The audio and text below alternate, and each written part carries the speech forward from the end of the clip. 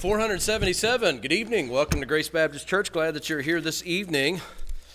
I remember my pastor years ago said this song is a good song for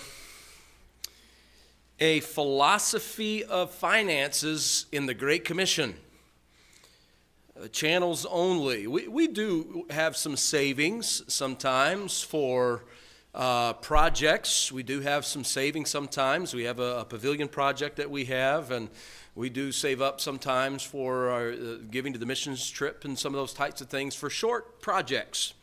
But really what we want to do is be channeling our funds into the Great Commission, into ministry on a regular basis. And that's the way we want to be in God's grace. He gives us grace. We want to minister to other people. People are kind to us. We want to be kind. So we're channels. So this is a good philosophy to have. 477, let's stand together, please. Channels only.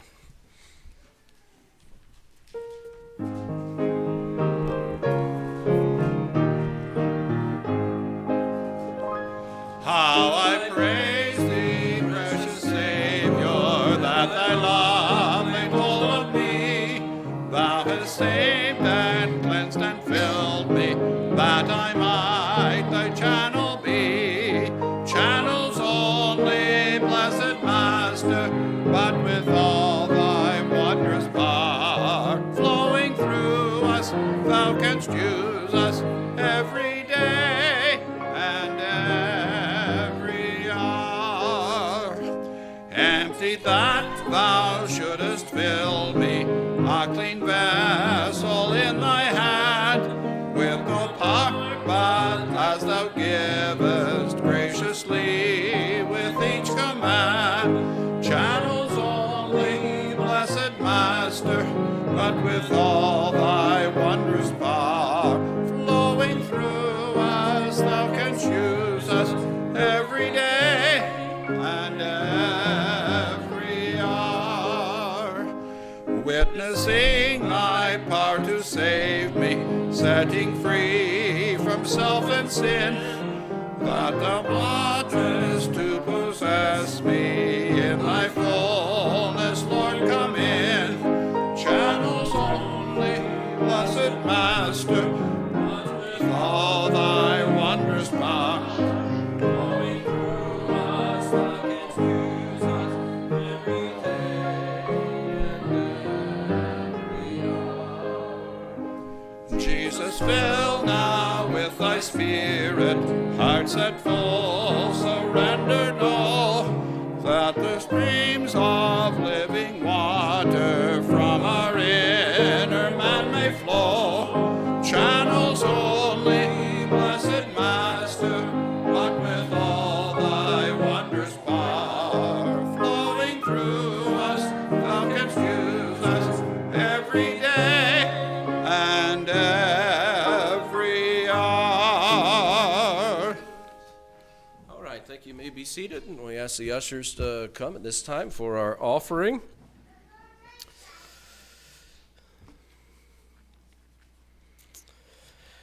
There is a Good Friday service this year. That's coming up the end of March, though. We had a great fellowship on Friday night with game night. Just a great time, playing games, fellowship, pizza, encouragement. Really was a blessed time. We enjoyed that. I had the college and career young adults over at our house for lunch and fellowship this afternoon, so we had a good fellowship. Let's pray. Father, thank you for the privilege to be Christians, and that in Christ we could point others to Jesus and we could encourage one another. Thank you for allowing us to give. Help us to be faithful. Help us to be dependable. Help us to be cheerful, and that you would bless our service this evening, and that we would continue to be able for years to come to support missionaries and ministries here in the Moncton area. We thank you in Jesus' name. Amen.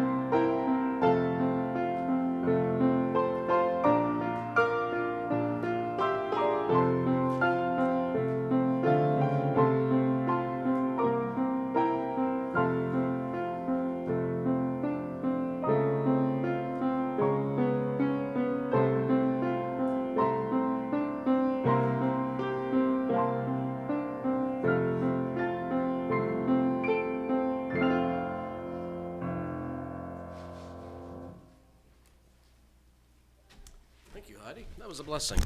We're just going to do the first and the last of 470.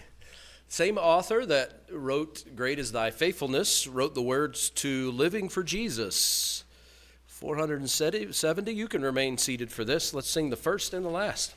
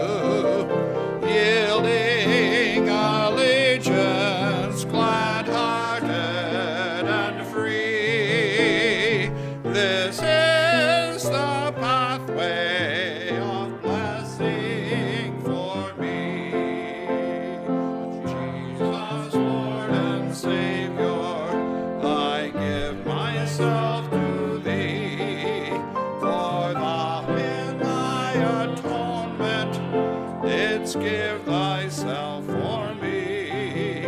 I know no other master. My heart shall be thy throne. My life I give henceforth to live. O Christ, for thee alone.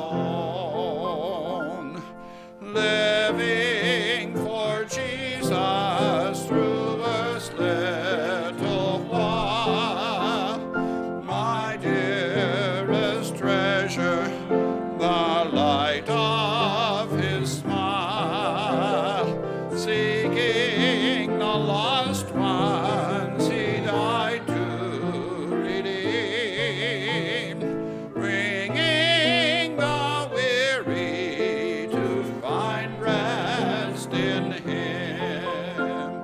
O Jesus, Lord and Savior, I give myself to thee, for thou in my atonement didst give thyself for me.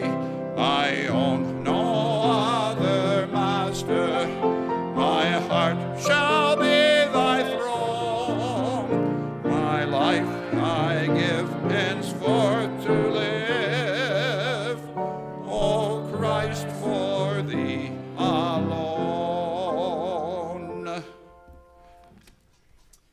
All right, we're going to go ahead and turn the service over to Brother Crawford Brewer.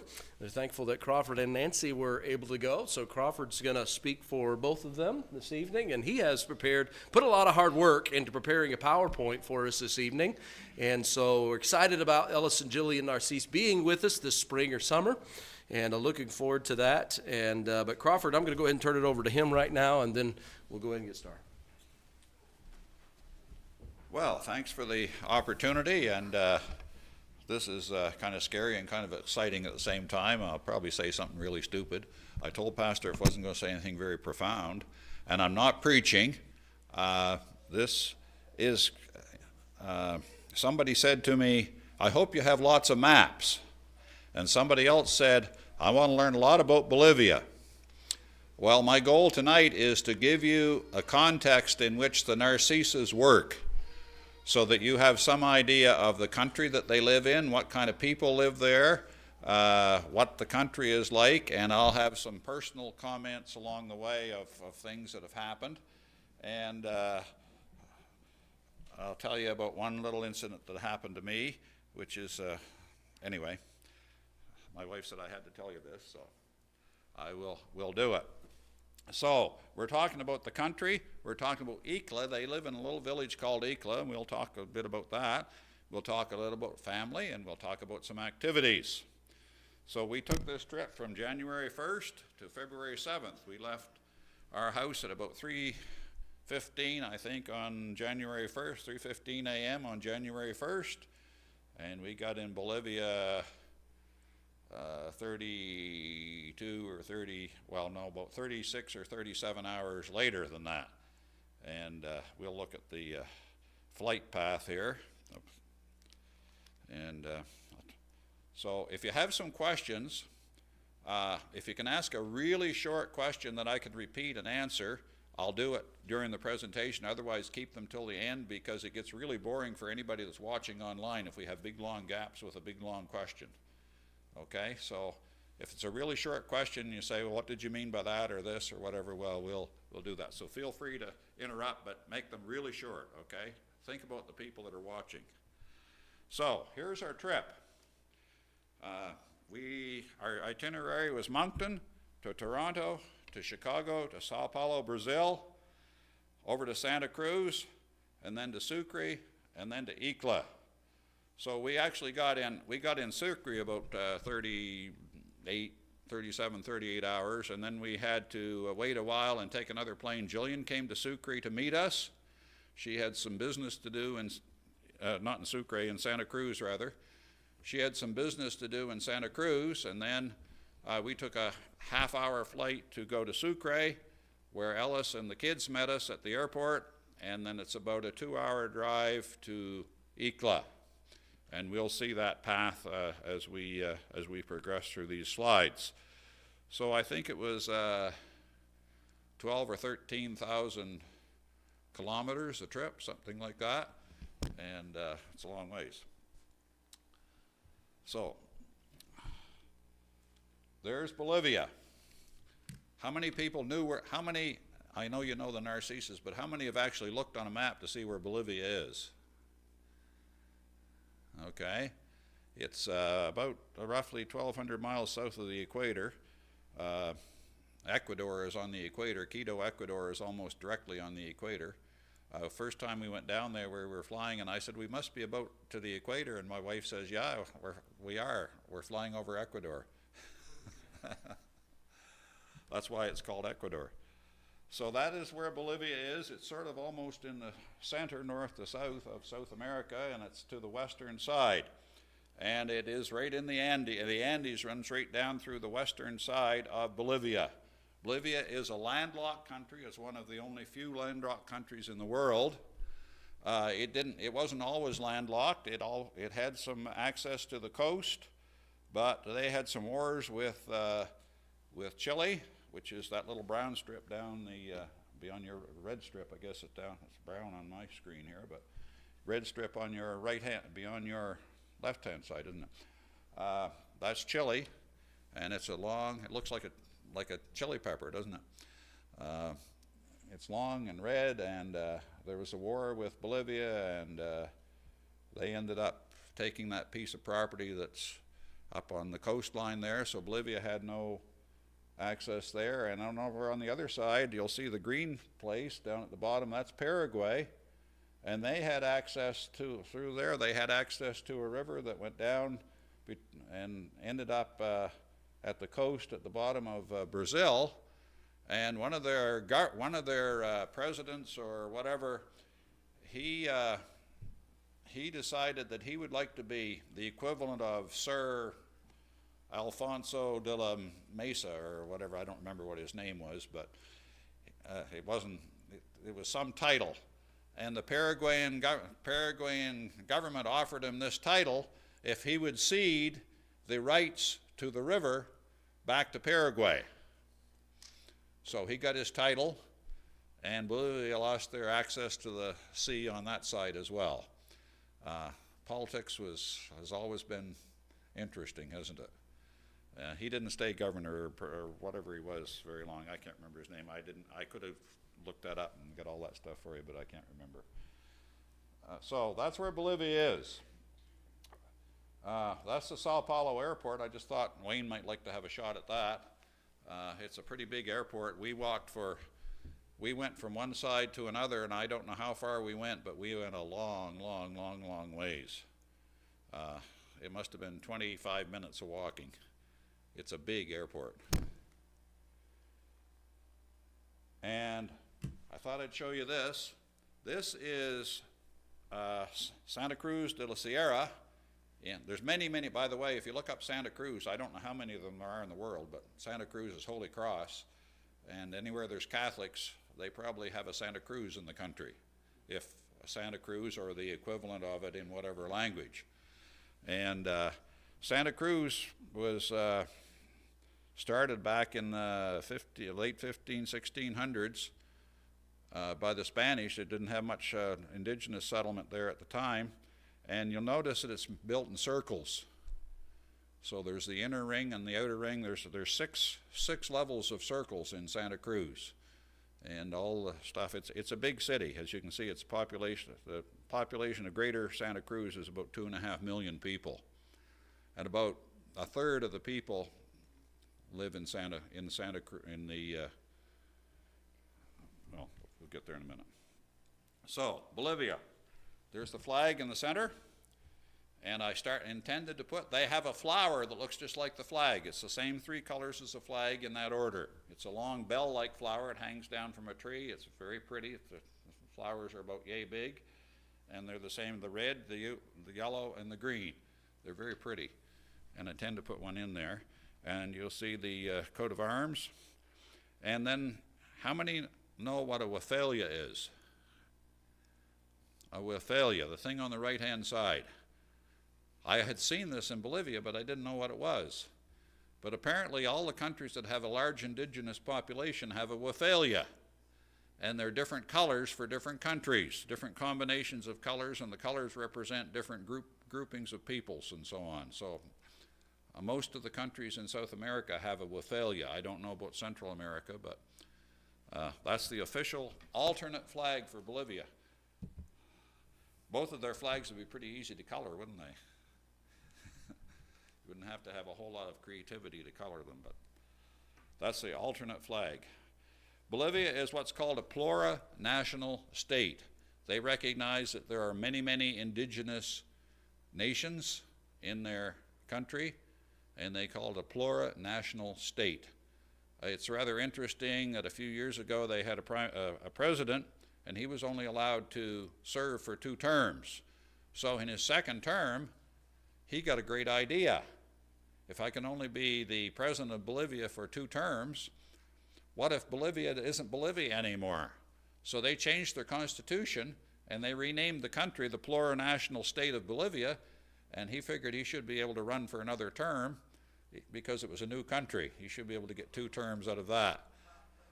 But it kind of backfired, and he ended up getting kicked out of the country, and somebody else took over the presidency for a while, and now she's in jail, and his party got elected, and there's a new president, and he's back in the country, and all those good things. So it's kind of an interesting place to be.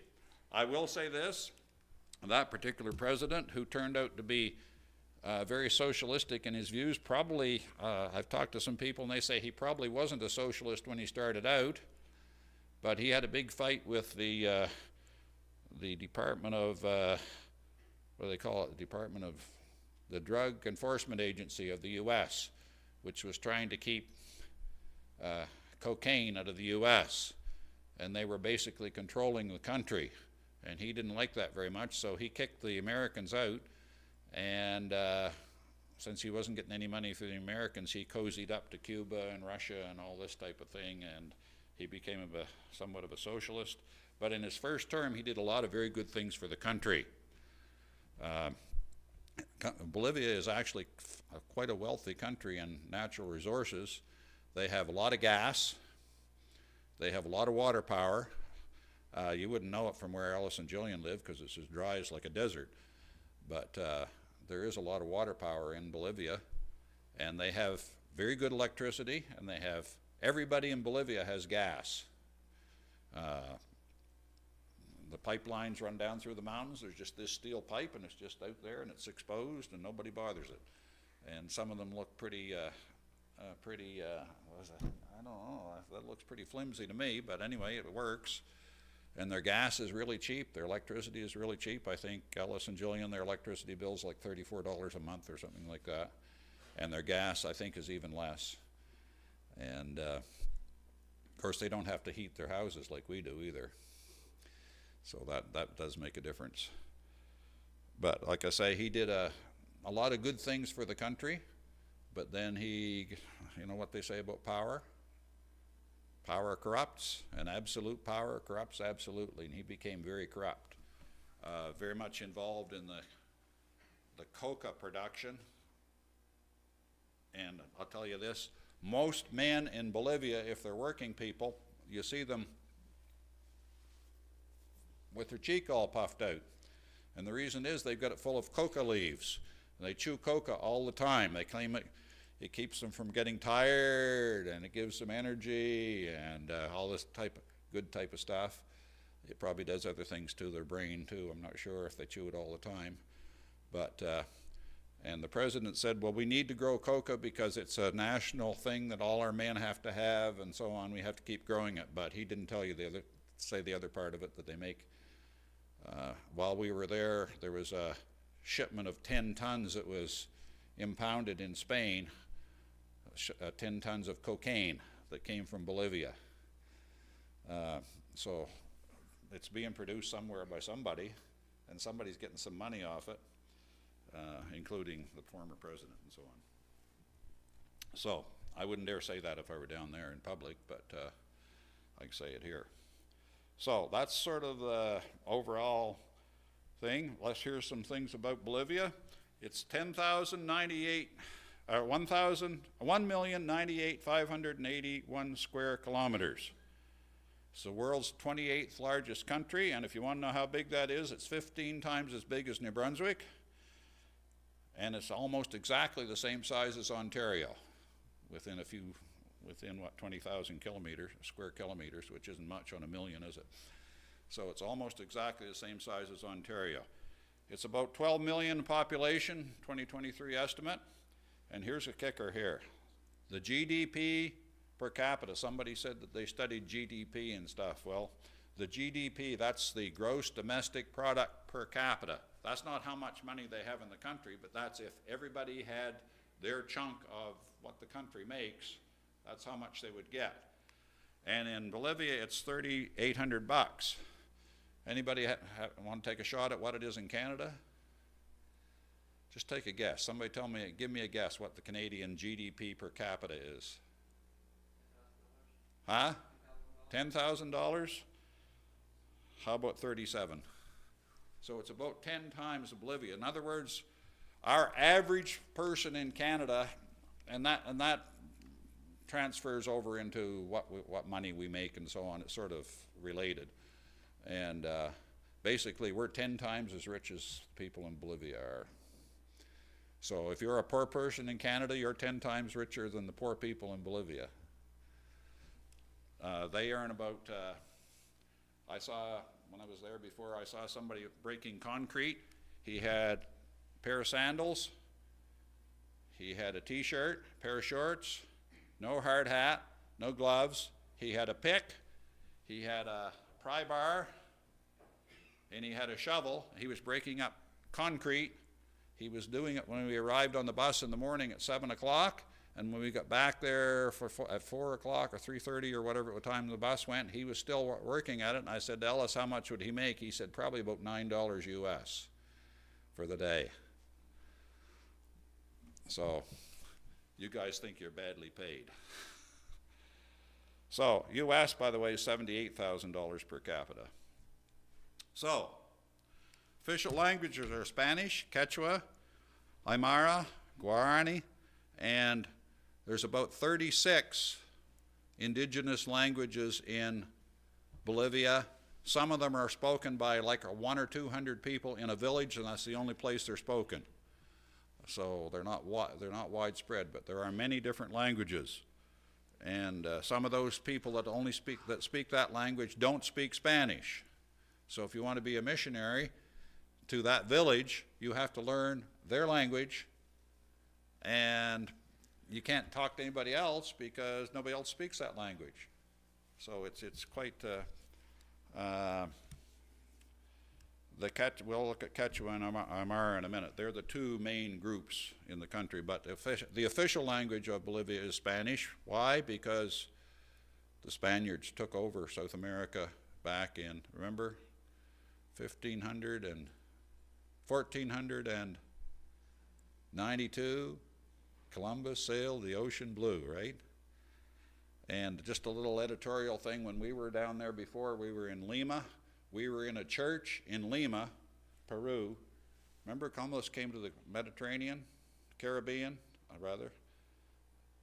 and this is down in Peru, which is just north of Bolivia. The Spanish in 1520 were building cathedrals in Lima, Peru.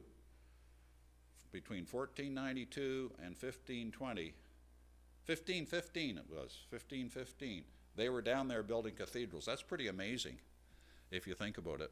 They didn't have planes and trucks and so on. They were building these big, monstrous cathedrals. And they also Christianized the country. Our guide said it was very simple. They took our ancestors, they took us down. They would go to a village, they would take everybody down to the river, and they would line them up. And they said, do you want to be baptized, or do you want to be shot? So guess what? Most people became Christians, right? Just like that. You get baptized, so now you're a Christian, right? You don't have to believe anything. You can still believe your old beliefs and so on. So ethnic groups, 68 of people are mestizo, which is mixed white and indigenous. By the way, that's where Mexico got its name, because Mexico is primarily a mixed race country. They're whatever. There's about 20% of the people that are actually indigenous, 5% are white, 2% are cholos, which are indigenous people that go to the city and sort of shed their indigenous things and live like Europeans or whatever, and they're called cholos. And then there's 1% of blacks. There used to be some slaves down there, and there's about 1% of the country which are their descendants. 1% other, and then 3%, I'm not sure what unspecified are, but religion. Bolivia is a Christian country. Why do we send missionaries there? Well, 89% are Christian. 70% of the people are Catholics. We're going to talk a little bit about more. 17% profess Protestantism. 1.9% are other Christian. That would be like Jehovah's Witnesses and Seventh-day Adventists and so on. There's 10% that say no religion and 0.6% other, whatever that is. Now, Protestantism is about 1.4 million people, about 13% of the population. Largest denomination is Pentecostal, 7.9%, followed by other evangelical communities at about 3%, and Seventh-day Adventists at 2.2%. But if you look up religion of Bolivia in various and sundry sources, they will tell you that, here, I'll just read this, much of the indigenous population adheres to different traditional beliefs marked by enculturation or syncretism with Christianity. Remember, you can get shot or you can become a Christian by getting some water sprinkled on your head. Did it change your beliefs any? Nothing changed, but now you're a Christian. And that's really what most of those people are. They're Icla is a Catholic town. These people are mostly all Catholic. And Christmas Eve, what do Catholics do on Christmas Eve? Good Catholics, what do they do on Christmas Eve? They go to Mass. Well, the last time we were down there, I walked down by the Catholic church. The doors were wide open on Christmas Eve, and the priest was having Christmas Eve Mass with two little old ladies. That's all it was at. That was all it was at Christmas Eve Mass in a Catholic town. So they don't really adhere much to their Catholicism. But unless you try to tell them about Jesus and tell them about salvation by grace alone and so on, then they're very Catholic, and oh yes, we go to church and all that. Have you ever heard that one before? It's not unique to Bolivia. We'll be talking about this when I do another presentation, which I think I'm going to be doing. But the cult of Pachamama, or Mother Earth, is notable. Do you know what? That's becoming very common in North America, in our indigenous communities. They may not call it Pachamama, but they talk about Mother Earth, and they worship Mother Earth and so on, and they have an Earth Day and all this type of thing. It's a religion. And we'll talk a lot about Pachamama in another presentation, but that means Mother Earth. And they also are big worshipers of the Virgin. In Icla, they have, I don't know, probably 4 or 5 parades a year celebrating some virgin well, it's the same virgin, but she's the virgin that appeared here, the virgin that appeared there, or the virgin of whatever. And the Virgin of Copacabana, which is on a lake up in the northern part where we went. We'll talk about that later. These are supposedly appearances of Mary in different places. These are Mary supposedly appeared in different places, and she said this and she said that. And if you go on some Catholic news sites, so they talk about things, and then you read the comments, and they say, well, look, if they had listened to Our Blessed Lady about such and such, they wouldn't be doing this. So when Catholics tell you they don't worship Virgin Mary, they do and don't even know it. But these parades that they have down there are an excuse to get drunk. So every one of these parades, there's a big drunk. Everybody that drinks is drunk the next day. They're having a hangover. The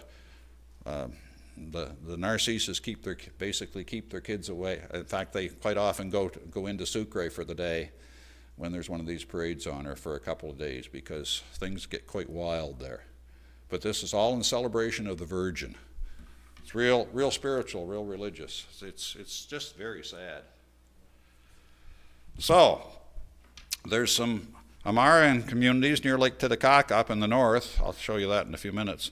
And they have a strong devotion to James the Apostle. I thought that was interesting. I didn't look up what the deal is there, but they have a strong devotion to James the Apostle. I didn't look it up. And they also have some deities other than Pachamama. And we'll move on. Okay, major cities. You probably can't read that, but Santa Cruz has about 1.4 million. El Alto and La Paz, which I'll point out later, are twin cities. They're sort of like Moncton and Dieppe, we might say. La Paz is in a bowl, which was an old lake bed, sort of a volcano type of thing, and El Alto is up on the plateau at about 12,000 feet. There's about 1,700 feet difference. And these are two cities, like literally side by side. And one has about 840,000 and 750,000. So it's like Moncton, Dieppe type of thing. The whole area is about over 1.5 million. And then Cochabamba is another big city. It's 600,000. Oruro is a fairly big city, 264,000. And then Sucre, which is where Ellis and Jillian and the kids go to shop, it's about 237,000. And then, there are some other fairly large cities. Potosi is a very interesting one. I've driven through that. It used to be the richest city in the Americas because it had silver mines there and was very, very rich. In fact, the original Spanish mint is still there, which I haven't seen, but I haven't gone there yet. It's very high. It's about 14,000 feet, I think, cold all the time. So Bolivia is divided up into 9 what they call departments, 9 departments. And I won't go through them all, but the ones that we will be talking about are Santa Cruz, that's where we flew into, the purple one. And then La Paz, which is the green one up on your left-hand side there, the dark green one. That's the department is La Paz and the city is La Paz, and we went there. And then Chiquisauca is the light blue one down near the bottom, which is where Ellis and Jillian live, and we'll expand on that a little bit. It has about a little over 500,000 people in that department. So, where do the people live? There's 2 main language groups, the Quechua, and notice that they live basically on the east side of the Andes Mountains, and the Aymara live on the west side of the Andes Mountains. And their 2 languages are different. The Aymara people, they think, are probably descended from the Tiwanakans, which we'll talk about in another presentation, but they don't really know that for sure. Ellis's, the 2 children, the 3 children, which you know, they're adopted children, are just wonderful little kids. And the 2 older ones would be Quechua, and Ruben is from La Paz, and he's Aymara, and they don't look the same. They look different. Not grossly different, but you can tell they're not the same group of people. So that's where those main language groups are. Here's an interesting map. This shows all the other language groups. There's many, many, many language groups. Remember I said about 36, so they're scattered all over the country. And by ethnic groups, Mestizo about 67%, indigenous people are about 20%, but there's an interesting one down near the bottom, the Mennonites. There's a lot of Mennonites from Russia and from various countries, and they're up in the Santa Cruz area mostly, and they farm, and they have huge farms. I was telling Alex when we drove in from the airport, I saw farm equipment like it's as big as anything you see here, and some of it probably bigger. Like it's big stuff. And I thought, where do they do that? Because I mean, how do you use this on the side of a mountain? But apparently north of Santa Cruz, Santa Cruz is in the Amazon Valley, and apparently it's relatively flat and extremely good farmland. And I forget now how many. There's probably 200,000 or 300,000 Mennonites that live in Bolivia, and most of them are farmers, which is kind of an interesting. So, on to Icla. So, we flew into Santa Cruz, which is that red dot over in the yellow part there. That's where we flew into from Sao Paulo, and we waited for Jillian, and she came, and we picked up a flight, and we flew over to Sucre. Sucre is in the northwest side of Chuquisaca province, down into the southern part of Bolivia, and that's where they go to get their groceries and all that, and have doctor's appointments. Sucre is the official capital of the country. It was named after General Sucre, who actually captured that part of the country under Simon Bolivar's revolution back in the 1820s. And he was assassinated very shortly thereafter. Some friends took him out in the country and on a little trip, and he didn't come back. I've done a bit of studying on that, and apparently he was a pretty good guy, but he didn't. And I think that's probably why he was assassinated, because he didn't kowtow to all the people that wanted to be bribed and all that stuff. I'm not saying he was perfect, but it seems like he was pretty good, comparatively speaking. So Sucre was named after him, so he must have been a pretty good guy. It wasn't named Sucre when he was the governor or whatever, but in fact, it used to be called Chuquisaca. So that's where we went, and then you see that little white dot that just showed up there? Well, there it is in bigger form. And that's the trip that we took from Sucre to Icla. Sucre is in the upper left-hand corner of that square, and Icla is down in the lower right corner of that square. And if you look at that, it says about 2.5 hours, and I think it says 98 kilometers. So how long does it take you to go 98 kilometers here? Depends on who's driving, eh? How long does it take you to go 98 kilometers there, Heidi? Supposed to be traveling 120 kilometers an hour on the highway, so that's 3/4 of an hour. Well, it's 2.5 hours to get to Icla, because the roads, the highest speed limit I think is 80. So that's what the road looks like, and there's an expansion of it. And it says 2 hours and a half, 2 hours, and it's 98.7 kilometers. And you notice the road's got lots of little jigs and jogs in it. You see that road that goes off to the right about, well, I don't have a pointer. I don't think the pointer, does the pointer work on this? I don't think you can see it on the screen, but you see that road that goes off to the right over there, the green road? That's actually the continuation of that. That blue highway is highway number 6, and that's actually the main road that goes off to the right, and then it's a secondary road that goes off to Icla. But at that junction, it's a place called Tarabuco, and that's the highest point between Sucre and Icla. Sucre is at about 9,200 feet. Ecla is at about 7,900 feet, and Tarabuco is a little over 10,000 feet, about 10,500 feet. But there's mountains right near there that are over 12,000, right near Tarabuco. So you go up the hill, and then you go down the hill.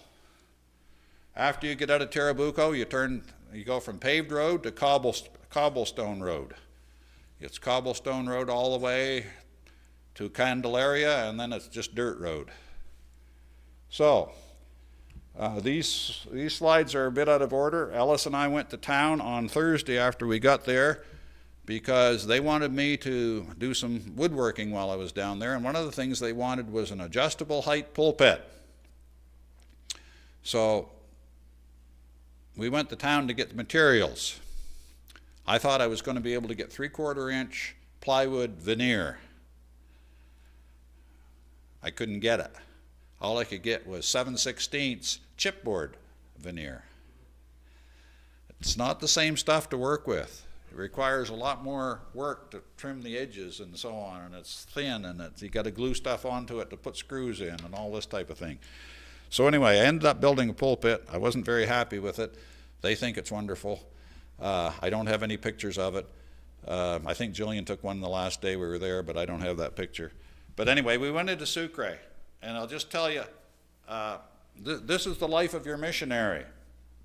You want to get some plywood. You have to go to Home Depot, right? Or Kent, or Home Hardware. No, they don't have those things over there. I did see in Santa Cruz, I did see a store that claimed to be an Ace Hardware, which is a big one in the States, right? And Ellis says he doesn't know. He says they have a lot of things down there that have signs on them like American stuff, but when you go in the store, it's not the same. So I don't know if it's a department store or not. But you have to go to the plywood store to get plywood. If you want screws, guess where you go? You go to the screw store. If you want glass, you go to the glass store. If you want some, other tools, you go to this store to get this, and this store to get this, and this store to get this, and this store to get this. So what you could do by going to Kent or Home Depot or whatever in 20 minutes takes you 3 hours down there, because they're not even in the same place, because all the screw stores are in the same street. Okay, there's 20 of them that sell screws. Not all the same kind of screws, though. Some multiple.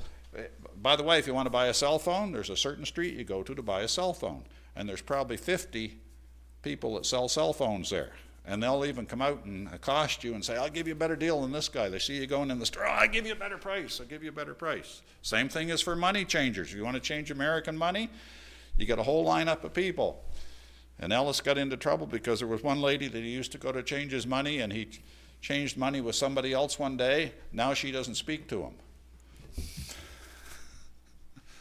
Anyway, so it takes forever and a day to do anything. It takes all day if you go to town just to get some stuff. So we went to Sucre, and while we were in there, he said, "Have you ever been up on this roof or up on the top of this department store?" It's one of the few department stores or sort of shopping centers in the city. And we went up there, and we got a couple pictures of Sucre. That's looking out on one side, and that's looking out on another. And there's Ellis with his, what's he got on there? Blue Jay hat on? Maybe it's Maple Leafs. I think it's the Maple Leafs hat. Anyway, so that's just a couple of rooftop shots of Sucre, and that's why we were in Sucre. We were getting some stuff to make this pulpit. And we got most everything we needed, but not what I really wanted. So now we're on our way home, and this is the road. As you look ahead, you can see clouds and mountains and fields. And I've got this shot here. There's a farmer with a yoke of oxen. He's a really high-tech guy because he's got a yoke of oxen.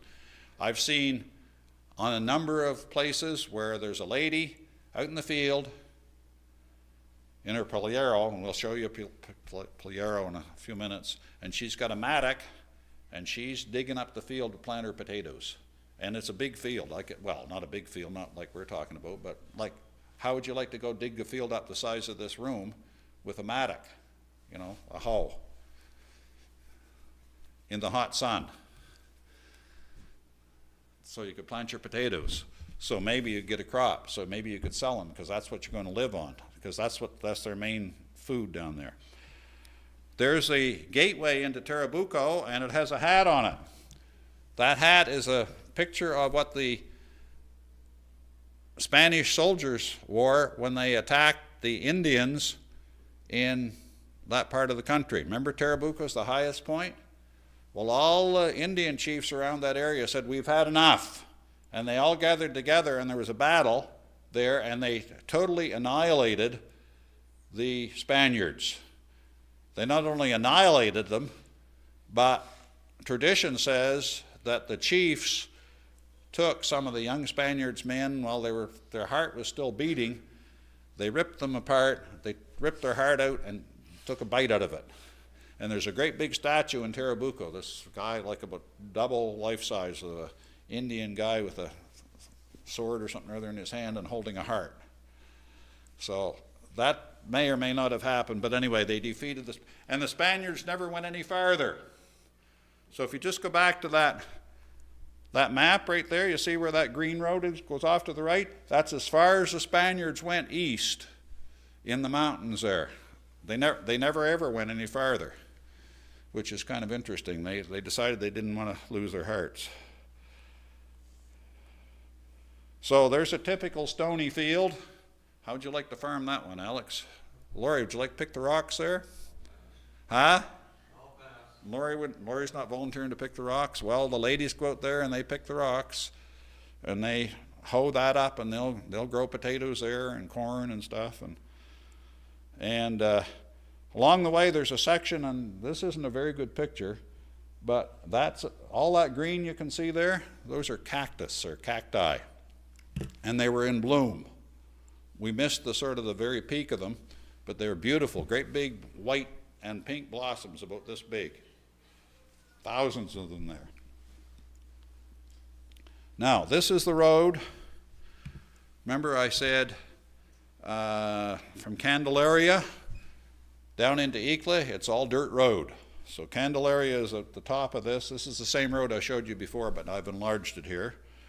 It's 12.8 kilometers, and Google Earth says it takes 29 minutes, and that's probably being optimistic, because oftentimes there's rocks come down off the mountain.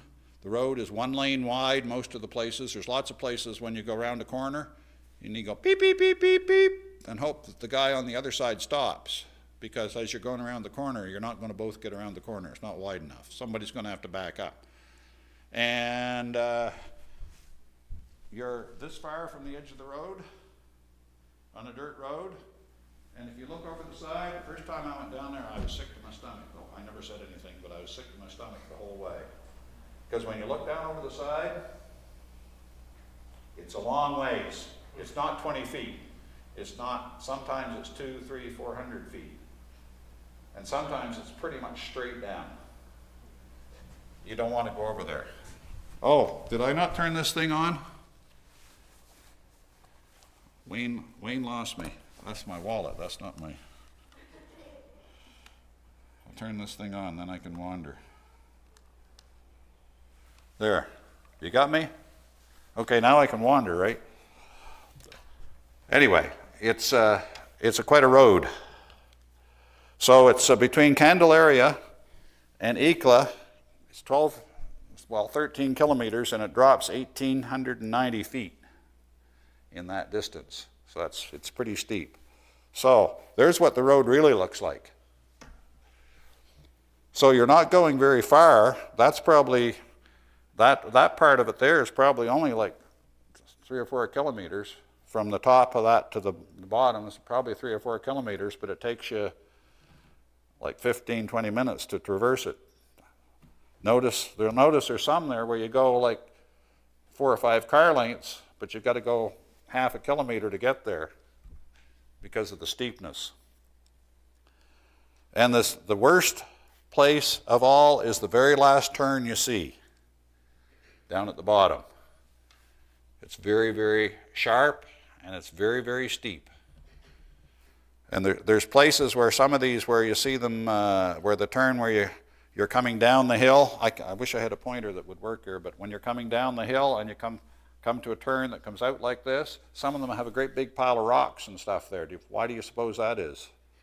Well, if you come a little bit too fast and you don't make the turn, it's a long way to the bottom, and the bottom's not mud. And you hit with a mighty thud. So they've got a big pile of rocks there, so at least you run into the rocks and don't go over the side, over the hill. So it's a little scary. So those of you that are planning a trip to Ikla, just be prepared that the roads aren't that wonderful getting there. So, here's the first view of Ikla from way up on the mountain. Ikla is at the top of your picture. It's not very big. It's about 400 people according to Wikipedia. I think it's probably less than that. And then there's a little village just before that, which is much smaller, probably half or less than the size of Ikla, called Rincon, Niagara. And they go over there once a week and have a kids club in the open ball, well, I guess it's a soccer court or basketball court or something or other, play area, concrete. And they go over there and have kids club on, I don't know, sometimes it's Friday, sometimes it's Saturday. They keep changing it around.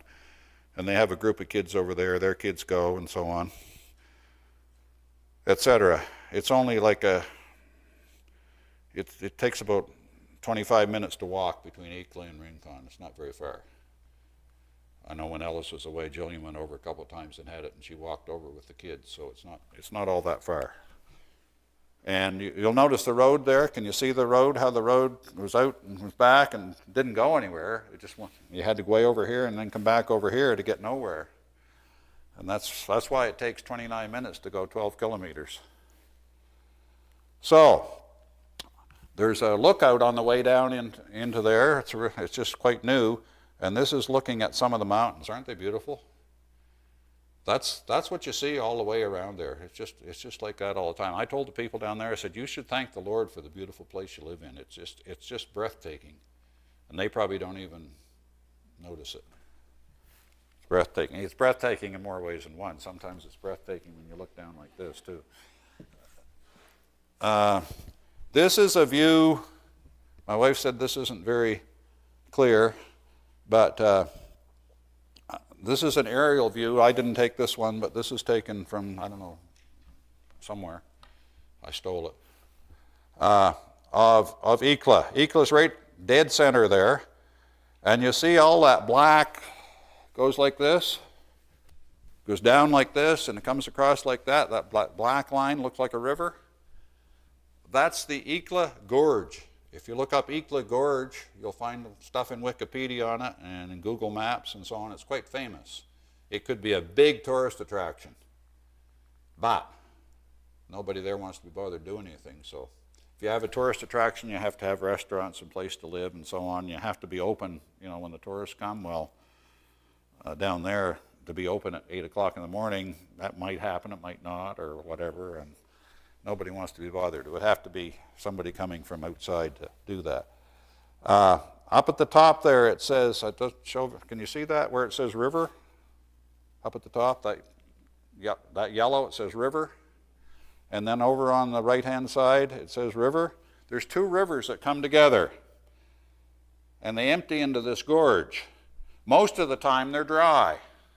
But if it rains up in the mountains, you can be outside and all of a sudden you hear this rush of water. And if you go look, the gorge is full.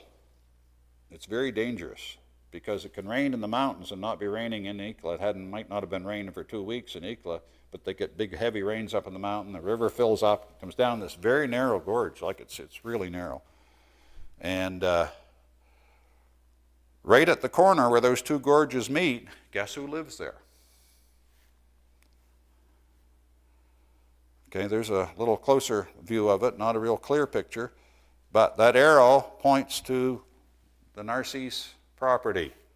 And you see the gorge right behind their property. You walk up to the back end of their property and you can look down, you can see both gorges, one coming this way and one going this way where they meet. Last time we were down there were two 7-year-old or two kids playing in the gorge, and one of the rivers, it had rained up in the mountains, and the river came. They washed down the river. One of them was found dead, and the other one was found quite a few kilometers down the gorge, alive and quite healthy, I guess. Don't know how he survived, because the gorge is only, it's probably maybe as wide as that set of chairs over here, where the two come together. It's very, very narrow. And see how big that river is up there where it says Narcisse? That's a great big wide river. Like it's really wide. There's no water in it, but it can fill with water in a couple of hours. And that all empties into that little narrow gorge. And sometimes both rivers fill up. And it makes a really loud roar. Okay, there's the Narcisse house coming down their street. They have a wall and a sidewalk. See their sidewalk? Their beautiful new sidewalk, which they had to pay for. The town put in a new street, and they had to put in a sidewalk, and they had to pay for the sidewalk. See how wide it is? It's about maybe 2.5 feet wide. And look on the other side of their gate. There's a sidewalk there too. It's only this wide though. You couldn't walk on it, but they had to pay for it. It gets a little wider as it goes down. Recently, Ellis just built a bit of a carport because the sun is brutal on the car and on the finish on the car and so on. It's so hot. Like when it's a sunny day, it's just brutal up there. So he had this carport built.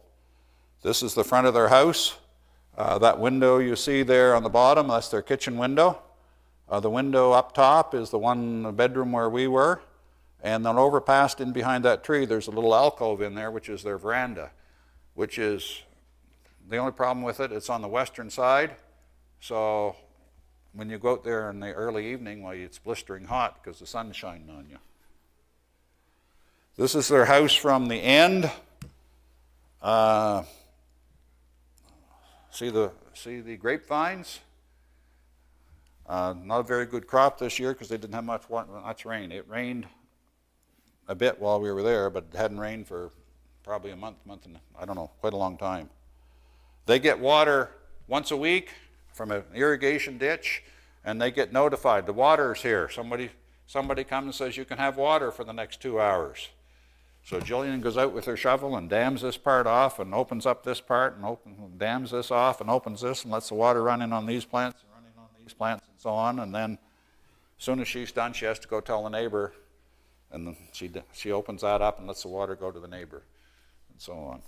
And you have to go. Like, it doesn't matter what you're doing. When the water's there, you got to go do it because you're only going to have it for an hour or so. There's a treehouse I built last time I was down there, and the clothesline and the kids' swings and all that stuff. And I don't know what happened to that picture, but I didn't get a very good picture. You'll see down at the end of that walkway is the cottage that the person that built the place built for his school teacher, and it's available. If you want to go down and visit, you can stay in the cottage. It's got one bedroom and a kitchen and bathroom, and not very big, and she's got guava trees and orange trees and lime trees and papaya trees and I can't remember all the stuff. She's got apple trees. She's got mulberries. They go out and go around the mulberry bush when they're in blossom and so on. They go around the mulberry bush. This is looking out their front gate. Isn't that beautiful, looking at that mountain? It's just amazing. And we had Christmas again. I won't spend any time on these, but Nana, and they call me, my eldest granddaughter couldn't say Grampy or something or other when she was little. She called me Grayo.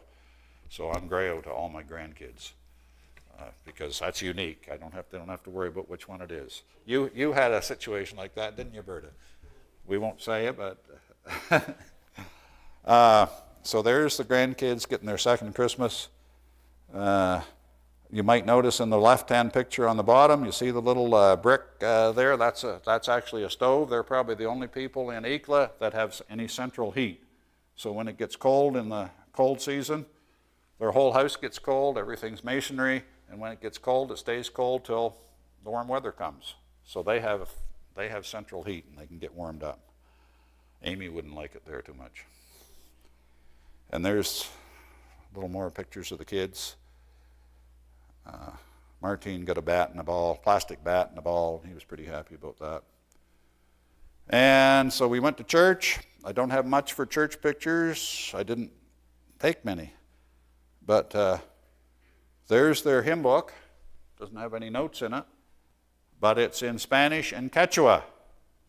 And I didn't realize that I took it that way, and it's a video, and I can't rotate the video, unfortunately. And you can't read Quechua or Spanish. Well, Joseph can, but the rest of you can't read. Can you read Spanish? Grace, you read Spanish? Well, there's Quechua and Spanish there. You got some sound, guys? Can you play sound off of this video? I guess not, because they're singing here. I forgot to tell you about that. You see that? Sonque Quisca. That's Quechua. I don't know what it means, but.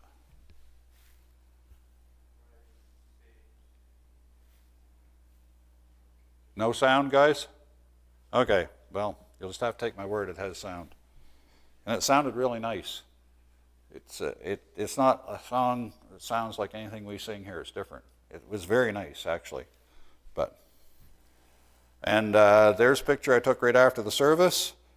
On the left, you see Mrs. Nancy Brewer. And then we have Roxana. And her son, I believe his name is, what did we say it was, Nancy? Juan Carlos, I think his name is. And then the lady in green by the door, that's Justina. And then Joy is right in the middle. I'll just do this. The Joy is in the middle. And then that's Vicenta's daughter, Belen, is the next one, the one in the black and white. And then that's Justina's her little boy. Remember the little boy you prayed for that almost died? Liam? Well, that's Liam in the blue shirt there. He looks pretty healthy now. But I think he's only alive because a lot of people prayed for him, because he came very close to dying. And then behind that is, what's her name? Adriana, that's Justina's other girl. And then Moises is Justina's boy, the one that's back to us there in the green. And then, of course, that's Ellis. And Ellis plays the guitar for the service. They don't have a piano there or anything.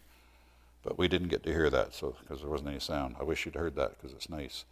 And that's, after we went home after church, that's looking from their front gate back towards the church.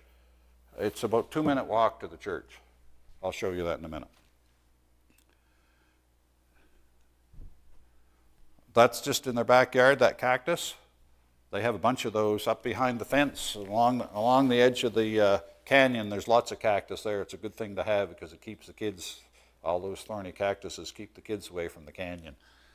But there's a lot of them there. Those are prickly pears, and they actually sell them. If you go in the city, they have big baskets of prickly pears selling them. They don't like them. I tried them. I didn't like them too much. So we took a trip to La Paz and Tiwanaku and Pumapunku and Lake Titicaca. And Lake Titicaca is the lake where, remember I told you about the Virgin of Copacabana? Copacabana is in that lake. And I told you I'd show you a pollero. This is a lady at the airport, and she's in a very fancy pollero. It all matches. Usually they don't match. And I mean, when I say they don't match, they don't match. I mean, they're not even coordinated. They just don't. You know, the bottom may be one color and the top's another, and the hat is usually gray or brown or whatever. And the ladies in all the different areas wear different kinds of hats. All these ladies that wear polleras, which is that full skirt, also wear a hat. They always wear a hat. You would never see them out without a hat. And the different areas, you can tell what village, what town they're from by the hat they wear. The people in Sucre wear a different hat than the people in Santa Cruz, than the people in La Paz, than the people in Cochabamba, than the people in Potosí, and so on. They have different hats. And this lady is very, I think she's probably a government official, something or other, going on a trip, because you don't usually see them that well coordinated. And see the nice braids they have there? And they wear weights on the bottom of those. They're quite heavy weights that slide up onto the bottom of their braids. It supposedly makes their hair grow longer. I don't know. But I thought you'd like that. And if you're really well off, your pollera is much bigger. They put more petticoats underneath it. More and more. And they're really big. And they go out and work in the fields that way. And I heard that they have a ladies' wrestling circuit, and they wrestle in those things. I didn't go see. This is at the airport. We were having breakfast. We flew from La Paz to Cochabamba to Sucre, about an hour and a half, because it was because of the stop. And this was early in the morning. Everybody was sleepy. And that's Ellis, and in the mountain, I don't know if you can see, right to your left, his right, just over his head, there's a mountain there. I don't know if you can see that or not.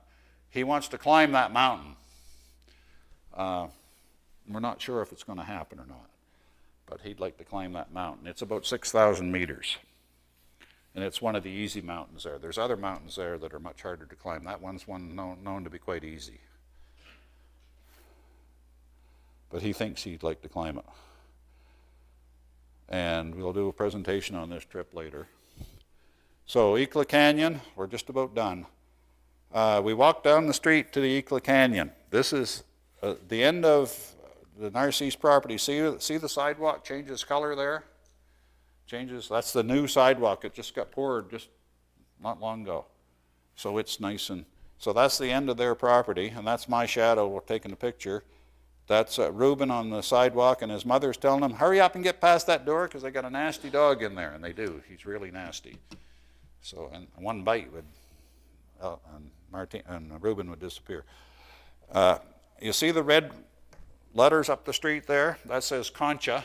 I put that on there so you'd know where that is. Just before that, the building just before that is the corner of the street, and just 50 feet down the street is where their meeting place is. So you can see how far it is from their house to the church, like it's 2 minutes.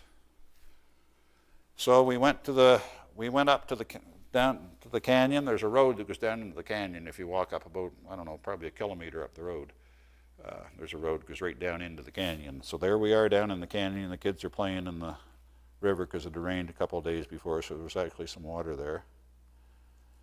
And there's some pictures of the cactus. There's all kinds of flora and fauna in these canyons, and they could just make all kinds of money with tourists, but people want to come, but there's no place to stay. There's the kids up on a big mound there. That's a view looking in the canyon and towards the mountains. There's the, if you look really carefully, and you probably can't see it, but in the middle section of that is where the road comes down, the one I showed you that goes like this. And if you look real carefully, you can see some light spots where you can actually see the road there, but that's where the road comes down. You can see why it goes so crooked, because it's just about straight down, right? There's another shot of the canyon. This is the street that they live on. We're walking down the street, and they live way down at the end of that red arrow. There's the Icla Hospital, which is on the same street. If I just back up there, the hospital is, you see that power pole, and then you see a building that's a little bit higher than the rest, that's the hospital. And there's a shot of the hospital. That's an ambulance sitting there, and that's the ambulance that Joaquin, you know Joaquin and Justina? Joaquin drives that ambulance for the hospital. Unfortunately, Joaquin doesn't go to church anymore, so you need to pray for him. And that's where they meet, in that room, just inside that door. There's a door and a window and a little small room. That's the meeting where you saw the picture of the people meeting. That's where they have their church meeting. And this is the door into the Concha. Concha is a stadium. They call it the Concha. The kids go up there and play sometimes, ride their bikes and so on. You can see they can almost see them from the house. Not quite, but almost. And that's the inside of the Concha, so it's a great place to go ride your bike. And that's the street where Ellis first lived, looking down that street. He lived about 2/3 of the way down that street. And in the prayer letters, Ellis asked for prayer for Mirko. That's Mirko. Mirko came Mirko came to camp. He used to go to young people's. He wanted to get saved, but he told Ellis it was very complicated and he didn't get saved. He came to see me while I was there. We had a nice visit. He told me if I would give my testimony at youth group, he would come. So I had a presentation at youth group, but he didn't show up because a bunch of guys arrived just before youth group. He fixes motorcycles. That's not his shop. He works for somebody, but apparently he's very good at motorcycles. And he fixes motorcycles, and just a few minutes before youth group, there was a whole gang of guys showed up with motorbikes that needed to be fixed. Suppose the devil worked that one out. But anyway, I stopped and took his picture there. And there's a couple of people that you might know. They're sitting on the plaza, which is just across from Mirko's shop there. Plaza is quite nice, and a couple of gazebos there. And there's the puzzle crew and completed puzzle. When we went there, that puzzle, it's a 1,000-piece puzzle, and Joy and Martine had been working on it, and it was about half done, and you can see it's all done except for one piece. And I don't know if they ever found that piece or not, but that's pretty amazing. On 1,000 pieces, they've been 3 months putting it together, and there's only one piece missing, especially with Reuben around helping.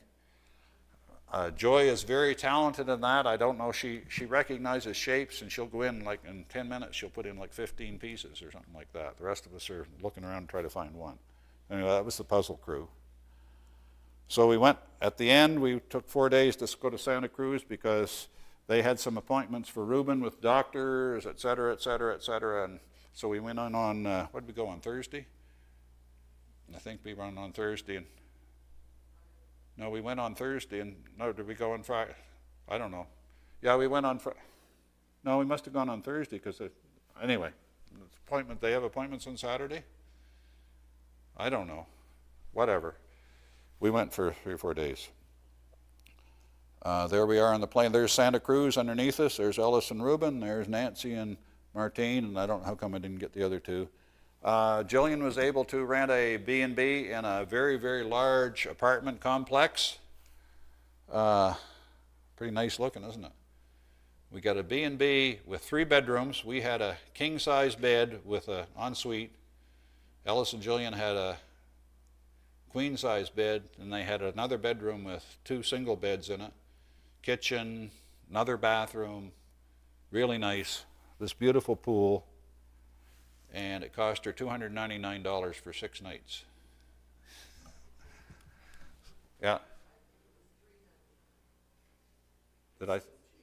$399. Did I say $299? Yeah, $399 for 6 nights. Like that's one night here, right? It was beautiful. Well, you can see what it looked like. It was kind of a luxury resort, but it's actually an apartment building. And that's Reuben in the pool with all his paraphernalia. He has a thing that he gets into that inflates. He has 2 floaties that go on his arms, and he has 2 rings. And when he has all 5 of those, he's pretty happy. And we went to what was it? Japanese restaurant. Yeah, Japanese restaurant. It was the worst meal we had the whole time we were gone. We had to wait forever for it, and I got sick. Actually, I think there was something wrong with it had salmon, and I think it was spoiled. I got really sick. But anyway, it looks good. And those 2 kids there in the corner ate that great big dish of fried rice, and then they cleaned up everything that everybody else has. I don't know how they eat so much. And there's looking outside our room window, coconut trees out there. And there's Reuben in the pool from the bedroom window. And there's us on the plane coming back, and there's a sunset. We're just coming into Toronto, and we saw a sunset, so I get some pictures of that. And that's the end. And PowerPoint actually gave me that thing for the end. I thought that was really neat. As a wood guy, I thought that was really neat. So I said, I got to use that. So that's it. Anybody have any questions? Real quick. Oh yes, there was one thing I was supposed to tell. While I was building the pulpit, I was out in a shop that had been, I guess at one time it had been used for animals, and then Mike Miller that built the place, he converted it over into a shop, and he had a workbench out there. And as I was working there one day, I thought I felt a chip of wood or something or other on my neck, and I gave it a brush, and then I felt, ah! So I gave it another brush, and I felt another, ah! And I looked down, and there's a scorpion. I got bit by a scorpion. Jillian is terrified of scorpions, but she's never been bit by one. So I went and I got bit by a scorpion. So I went in and told them, and Jillian called the hospital, and she was all scared I was going to die and all this type of thing. But they said there's none down there that are deadly, so it's just about like a bee sting or something or other. So I had to tell. Huh? Be from the tail, yeah.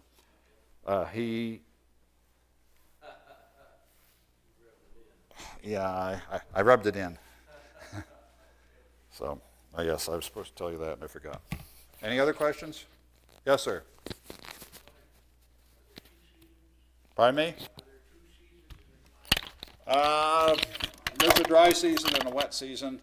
This is summer down there, but the summer is cooler than the winter because they get a lot of cloudy weather in the summer.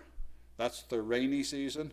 So any rain they get in the summertime. So lots of days are cloudy. First 2 weeks we were there, it was 26, 27 degrees, and it was kind of uncomfortable for us, especially up high. But then we went to La Paz, and when we come back, it was cloudy almost all the time. We were there the rest of the time, and it was anywhere from 17 to 22 degrees, really nice temperature. But that's the summer. In the winter, it can get hotter because when there's no clouds, the sun is brutal. You can get a sunburn in the snow time flat because the air is very thin. And, yeah. It was wondering the name of the president's son that you mentioned at the beginning. His name is the same as yours, almost the same as yours, Evo Morales. And that was the one that was put in prison? He got kicked out of the country, and so no, she's not the one put in prison. It's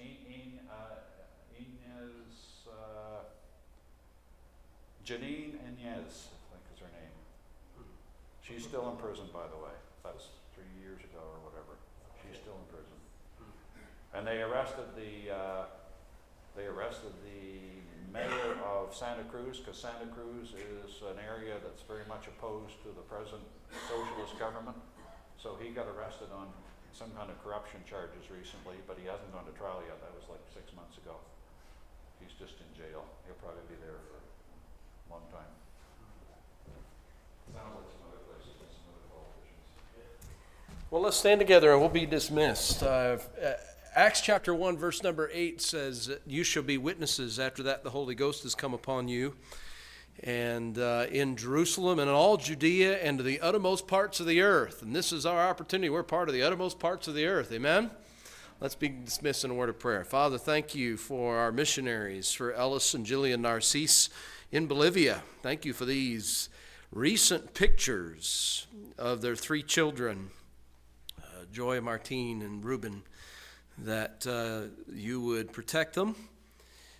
Thank you for Ellis and Jillian and their ministry and their family. You keep their marriage strong as they homeschool and try and do classes, and they're learning Spanish and Quechua and English at the same time as children. That they would get saved and to give their life to Jesus. I pray that you would keep them safe as they travel up and down that mountain. I pray that you would keep their children safe away from the gorge, and that they would have a good time playing within their yard and the boundaries. They obey their parents, I pray for these people that we've seen in the village of Ikla, that they would get saved. I pray for this teenager fixing the motorbikes, that he would get saved and give his life to Jesus. Pray for Joaquin, who drives the ambulance, that he would get saved and come give his life to the Lord, and he would join the church and be a godly leader. Pray for Ellis and Jillian as they pray about coming to visit us here in Canada, and in just really a month they're going to be leaving to go to the United States. They don't have a preacher to take their place while they're gone, and I pray that maybe you would raise somebody up in the next couple of weeks who they didn't even know about, who would be willing to go love the people and preach the word while they're gone, and that you would just help us to be faithful in our giving here at our church so that we can continue to support them and then be a blessing to them when they come soon. And we thank you for the privilege to be a part of their ministry. The Great Commission of Jesus Christ, sending the message around the world, not salvation through Mary, not salvation through the Catholic Church, but salvation through Jesus Christ alone. That is a gift by grace through faith. We thank you for Crawford and Nancy being able to make this trip and being willing to put this presentation tonight together, helping us understand South America and Bolivia, the country, and the part of the country where they live, the beautiful mountains. We pray that they would see people saved and you would do a work. In Jesus' name, amen. God bless you. You're dismissed.